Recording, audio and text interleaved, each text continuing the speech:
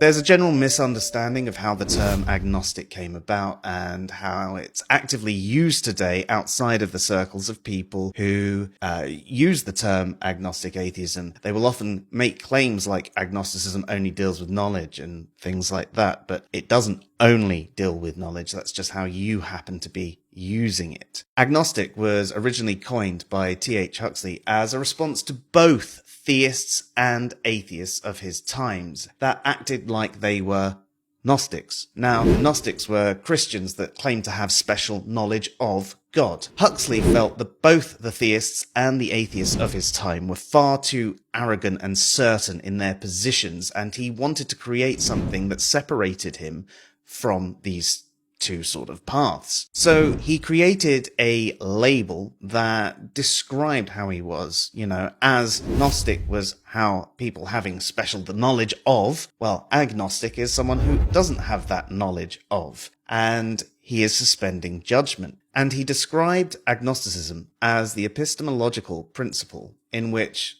we should not say we know or believe anything that we do not have scientific evidence for or sufficient warrant for believing. So essentially, we should suspend judgment, at least externally, if we don't have sufficient warrant for our position. It was also used for topics that people were ignorant of. Perhaps you were agnostic about evolution, like I mentioned earlier. If one hadn't had time to view the evidence of this, they would remain agnostic on it, even if they actually had some sort of inclination one way or the other. Now, over time, this actually has taken a variety of paths, with evidentialism being what seems to be an incredibly strict version of agnosticism, and there being two forms of agnosticism that deal with God's existence. The first being hard agnosticism, which is the claim that no one can know about gods or the supernatural, and therefore